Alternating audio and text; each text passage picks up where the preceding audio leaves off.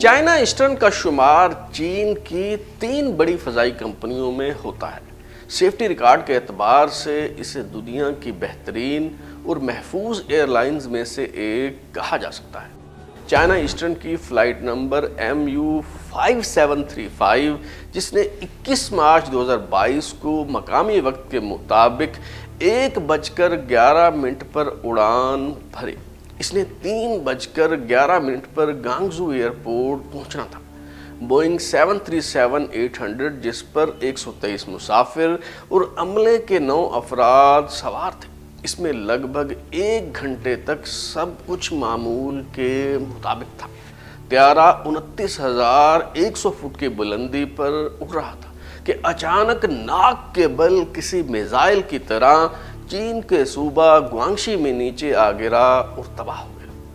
A Boeing 737 operated by China Eastern Airlines. Of a Boeing 737 suddenly plunging to the ground. Nosedive with 132 people on board. Passenger jet has crashed. An urgent search for survivors is underway in southern China. The most extraordinary thing was the rapid speed with which it plunged from the sky. کیا چین میں تباہ ہونے والے مسافر طیارے کو اسی طرح میزائل سے نشانہ بنایا گیا جس طرح ملائیشیا ایئر لائنز کی فلائٹ MH17 کو یوکرین میں روس نواز باغیوں نے تباہ کیا تھا؟ چند برس قبل بوئنگ 737 میکس کو ایک خطرناک ٹیکنیکل فالٹ کی وجہ سے گراؤنڈ کر دیا گیا تھا۔ کیا چائنا ایسٹرن کی فلائٹ نمبر MU5735 کی تباہی میں اسی قسم کا مال فنکشن کار فرما ہو سکتا ہے، یا پھر جرمن ونگز کی فلائٹ نمبر 4U9525 کے پائلٹ اینڈریاس لوبٹس کی طرح یہ اجتماعی خودکشی کی واردات ہو سکتی ہے؟ ترازو کی نئی سیریز مسٹری میں آج ہم انہی سوالات کے جواب ڈھونڈنے کی کوشش کریں گے۔ اس سلسلے کی تیسری قسط کے ساتھ میں ہوں بلال غوری اور آپ دیکھ رہے ہیں ترازو۔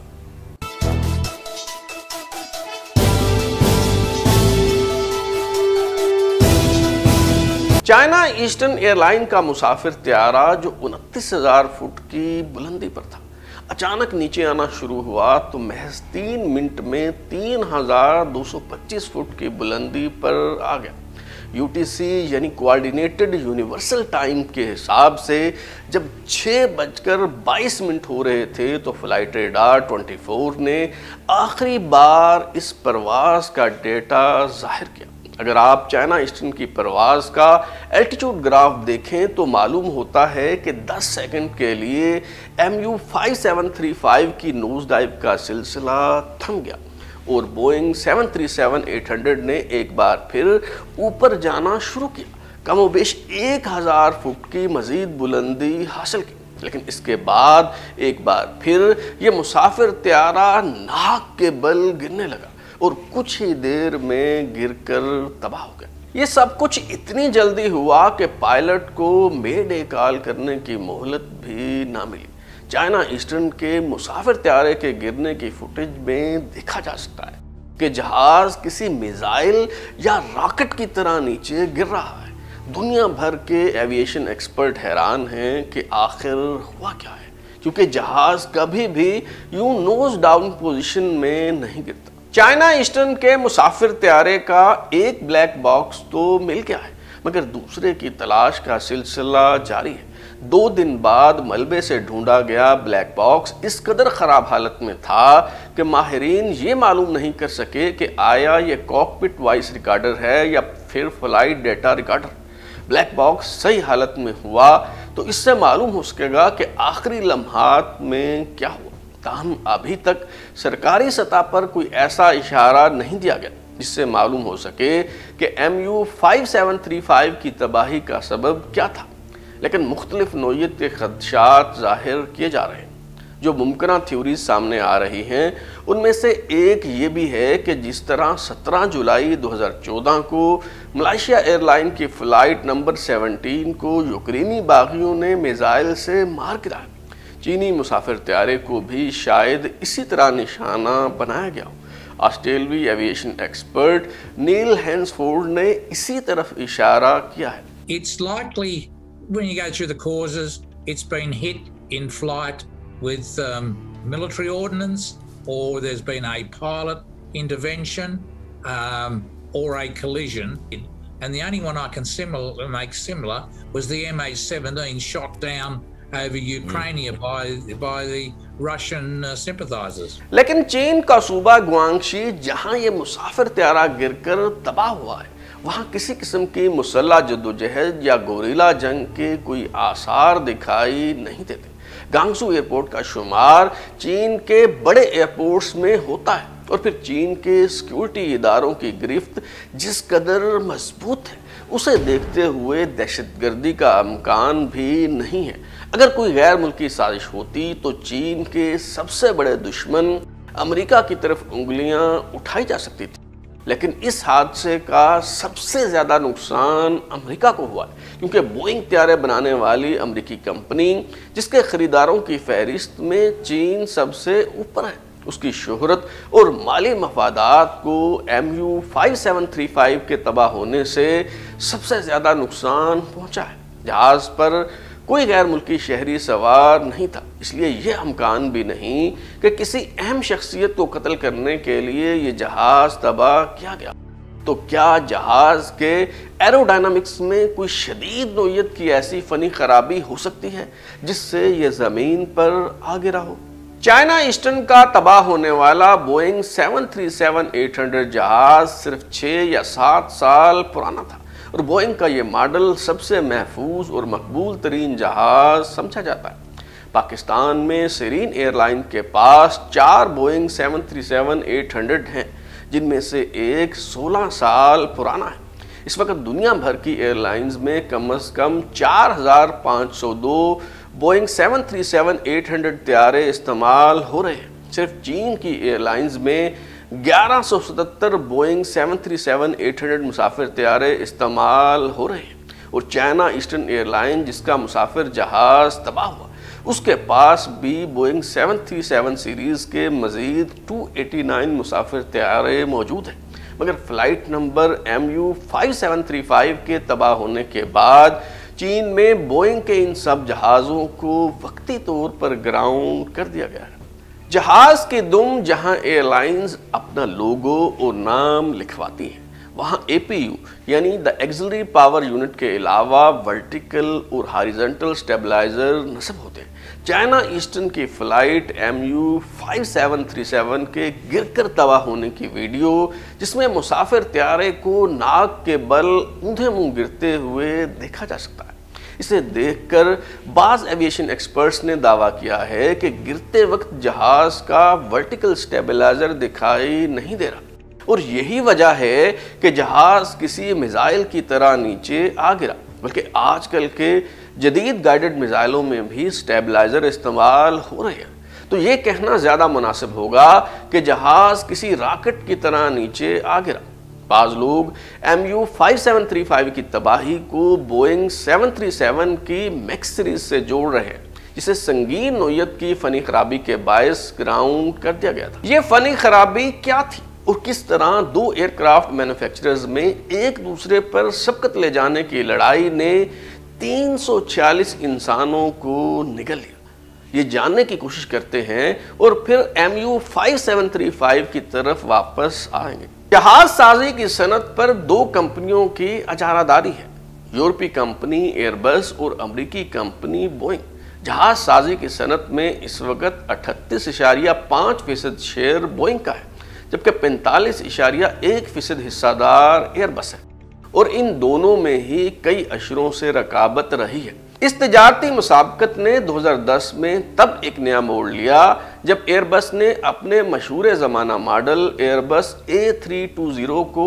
अपडेट करने का ऐलान कर दिया और दावा किया कि इस नए मॉडल के इंजन को कम ईंधन दरकार होगा। एयरबस का ये नया मॉडल, जिसे एयरबस 320 नेओ कहा गया, उसने दुनिया भर में धूम मचा दी, क्योंकि इसमें इंजन को बड़ा कर देने से ईंधन की खपत 15% कम हो गई और दुनिया भर में ऑयल की बढ़ती हुई कीमतों के बायस एयरलाइंस ने इस नए मॉडल की खरीदारी में दिलचस्पी जाहिर की। अमेरिकी कंपनी बोइंग को एयरबस 320 न्यू की मकबूलियत पर तशवीश लाक हुई, क्योंकि उसके कारोबारी मफादात पर जद पड़ रही थी।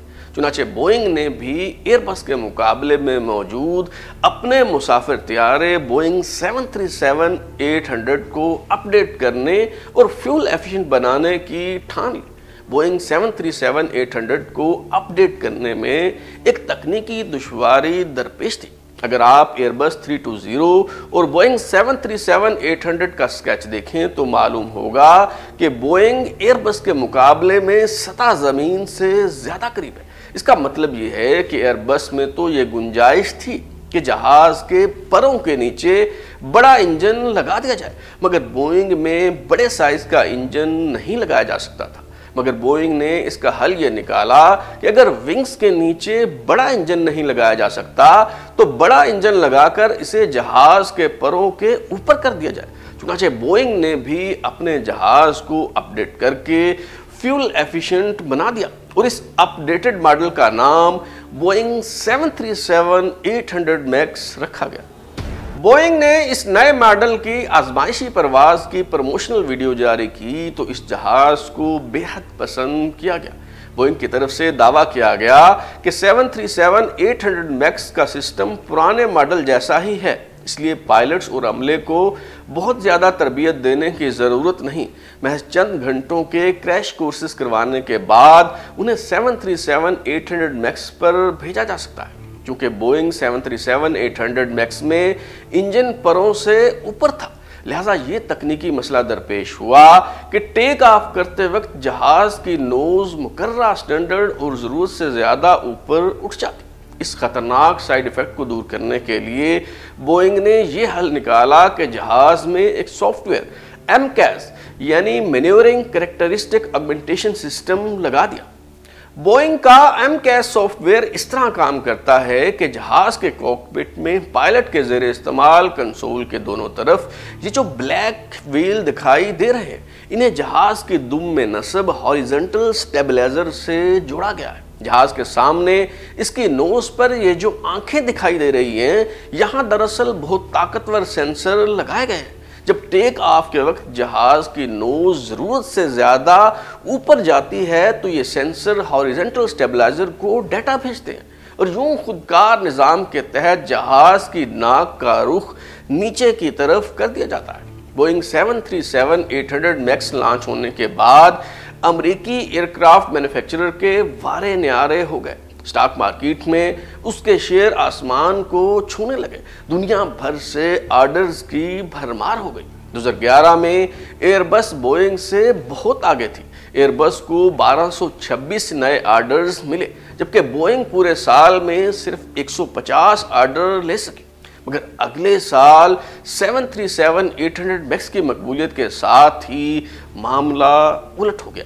2012 میں بوئنگ کو 914 نئے آرڈر موصول ہوئے، جبکہ ایئر بس محض 478 جہازوں کے آرڈر لے سکی۔ بوئنگ کی کامیابی کا سلسلہ اگلے کئی برس تک بھی جاری رہا۔ بوئنگ 737-800 میکس سیریز کے نت نئے ماڈل آتے گئے۔ بوئنگ 737-800 میکس 1، 2، 3، 4 یہاں تک کہ میکس 10 آ گیا۔ 2012 سے 2018 تک بوئنگ جہاز سازی کی صنعت میں چھائی رہی۔ اس دوران بعض امریکی پائلٹس نے فیڈرل اتھارٹیز سے شکایت کی کہ بوئنگ 737-800 میکس 8 میں سیفٹی فلاس ہے۔ دوران پرواز اچانک اس کی نوز ڈاؤن ہو جاتی ہے اور یہ نیچے جانا شروع ہو جاتا ہے۔ یہ بھی بتایا گیا کہ فلائٹ مینول نامکمل ہے، حفاظتی تدابیر نہیں دی گئی۔ کم از کم 5 پائلٹس نے تحریری طور پر شکایت درج کروائی، مگر امریکہ کی فیڈرل ایویشن ایڈمنسٹریشن سب سے بڑی ایئرکرافٹ مینوفیکچرر کے خلاف کارروائی کرنے کی ہمت نہ کر سکی۔ مگر پھر 2 ایسے حادثے ہوئے جنہوں نے پوری دنیا میں ہلچل مچا دی اور بوئنگ بھی دھول چاٹنے پر مجبور ہو گئی۔ 29 اکتوبر 2018 کو انڈونیشیا کی لائن ایئر کی فلائٹ 610 نے جکارتہ سے ٹیک آف کیا تو مسافر طیارے پر پائلٹ اور عملے کے دیگر افراد سمیت 189 افراد سوار تھے۔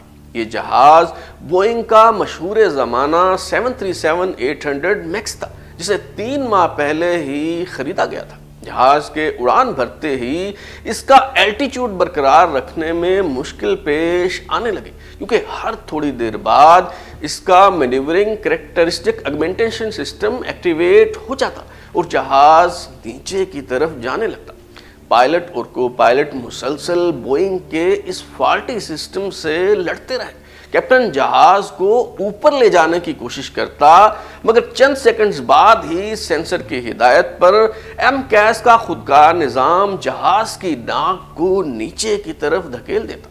یہ جدوجہد کس قدر کٹھن تھی اس کا اندازہ یوں لگائیں کہ الٹیچیوڈ گراف کے مطابق صرف 2 منٹ کے دورانیے میں MCAS نے جہاز کو 10 مرتبہ نوز ڈاؤن کیا اور پائلٹ نے 10 مرتبہ اسے اوپر اٹھانے کی کوشش کی۔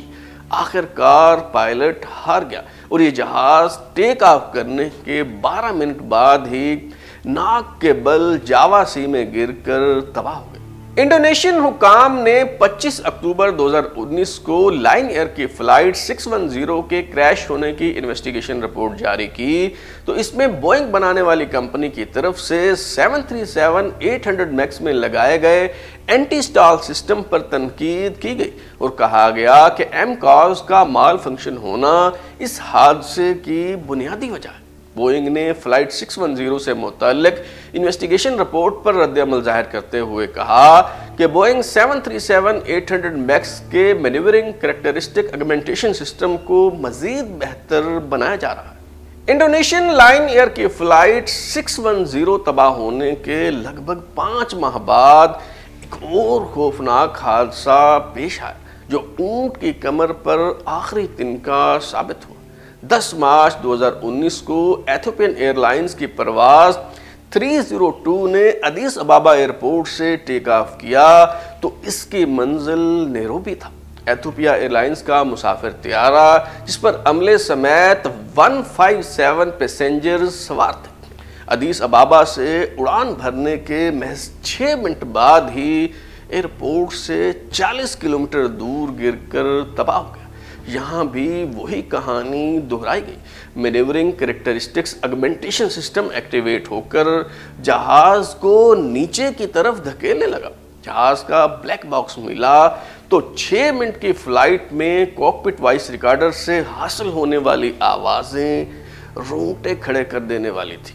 نوجوان پائلٹ یارد ملغیتا نے ٹیک آف کرنے کے 1 منٹ بعد ہی بتا دیا کہ اینٹی سٹال سسٹم جہاز کا رخ نیچے کی طرف کر دیتا ہے اور فلائٹ کنٹرول کرنے میں مشکل پیش آ رہی ہے۔ پائلٹ نے جہاز کو نوز ڈاؤن کی پوزیشن سے نکالنے کے لیے MCAS کے دونوں سوئچ نکال دیے، مگر جب جہاز کو اوپر لے جانے میں دقت ہوئی تو ایک بار پھر جہاز کو آٹو پائلٹ پہ لانا پڑا۔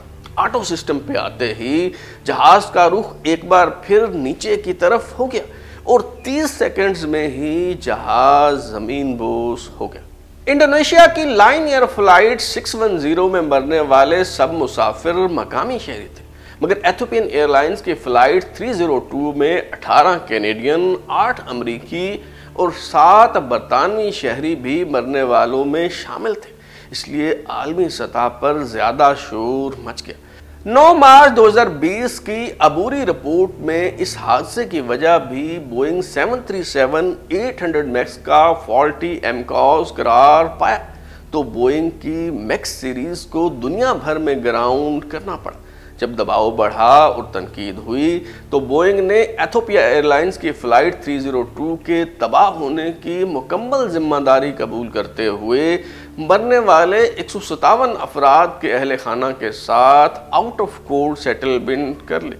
جنوری 2021 میں بوئنگ پر $2.5 بلین جرمانہ عائد کیا گیا، جس میں سے $500 ملین دونوں بوئنگ طیاروں کے حادثات میں مرنے والے 346 افراد کے اہل خانہ کو کمپنسیشن کے طور پر ادا کرنے کے لیے رکھے گئے۔ اس کے علاوہ بوئنگ 737-800 میکس گراؤنڈ ہو جانے سے کمپنی کو $20 ارب کا نقصان ہوا۔ ان حادثات کی وجہ سے کمپنی کی شہرت کو نقصان پہنچا۔ शेयर्स की कीमत गिर गई और उसकी हरीफ एयरक्राफ्ट मैन्युफैक्चरर एयरबस आगे निकल गई। इस वक्त आप 2020 और 2021 के जो आदाद शुमार स्क्रीन पर देख रहे हैं, इससे मालूम होता है कि बोइंग की हरीफ कंपनी हर एतबार से सबकत ले जाने में कामयाब रही है। 2020 में एयरबस ने 566 जहाज डिलीवर की, जबकि बोइंग ने सिर्फ 157 जहाज कस्टमर्स को तैयार करके दिए। 2021 में एयरबस ने 611 जहाज बेचे, जबकि बोइंग के सिर्फ 340 जहाज डिलीवर हुए। तकरीबन 2 साल तक ग्राउंड रहने के बाद जून 2021 में बोइंग 737-800 मैक्स को फिर से फजाओं में उड़ान भरने की इजाज़त दे दी गई।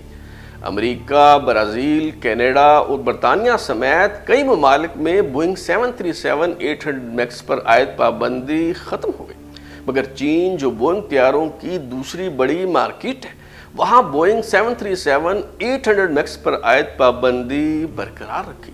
गालिब इम्कान यही है कि चाइना ईस्टर्न की फ़्लाइट MU5735 किसी संगीन नोयत की फ़नी खराबी के बायस हादसे से दो चार हुई।